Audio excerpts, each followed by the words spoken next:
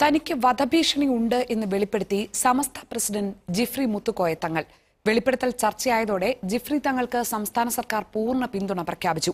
ആവശ്യമെങ്കിൽ പോലീസ് സുരക്ഷ നൽകുമെന്ന് മന്ത്രി വി അബ്ദുറഹ്മാൻ അറിയിച്ചു. ഭീഷണിക്ക് പിന്നിൽ മുസ്ലിം ലീഗാണെന്ന് ഡിവൈഎഫ്ഐ ആരോപിച്ചു. ആഭ്യന്തര വകുപ്പിന്റെ പരാജയമാണ് വധഭീഷണിക്ക് കാരണമെന്ന് ലീഗ് തിരിച്ചടിച്ചു. തനിക്ക് വധഭീഷണിയുണ്ട്. ദുരൂഹ സാഹചര്യത്തിൽ മരണപ്പെട്ട കാസർഗോഡ് ചെമ്പരിക്ക കാസി CM അബ്ദുൽ മുസ്ലിയാരുടെ അനുഭവം ഉണ്ടാകുമെന്ന് ഭീഷണിപ്പെടുത്തി പലരും വിളിക്കുന്നുണ്ട്. എന്നാൽ നിലപാടിൽ നിന്ന് ഒരനക്കം പോലും പിന്നോട്ട് പോകില്ല.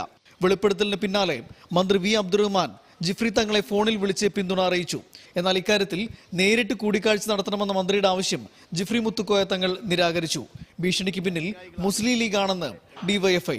ലീഗ് നേതൃത്വത്തിന്റെ അറിവോടുകൂടിയാണ് ഇങ്ങനൊരു ഇടപെടൽ എന്നാണ് മനസ്സിലാക്കേണ്ടത്.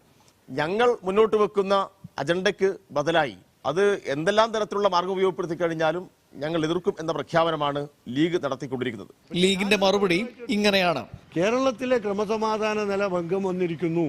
ഇവിടെ മത നേതാക്കന്മാർക്കും മതപണ്ഡിതന്മാർക്കും നേരെ അവരുടെ ജീവന് നേരെ പോലും ഭീഷണി വന്നിരിക്കുന്നു.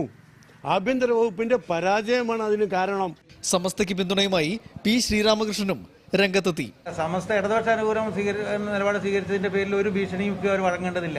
ഇതിന്റെ ഭാഗമായിട്ട് നിൽക്കില്ല. ഇത് സത്യം പറയത്. ജിഫ്രി തങ്ങൾക്കെതിരായ ഭീഷണിയും വിദ്വേഷ പ്രചാരണവും നോക്കി നിൽക്കാനാകില്ലെന്ന് സമസ്തയുടെ വിദ്യാർത്ഥി സംഘടനയായ SKSSF വ്യക്തമാക്കി. മനോരമ ന്യൂസ്, കോഴിക്കോട്.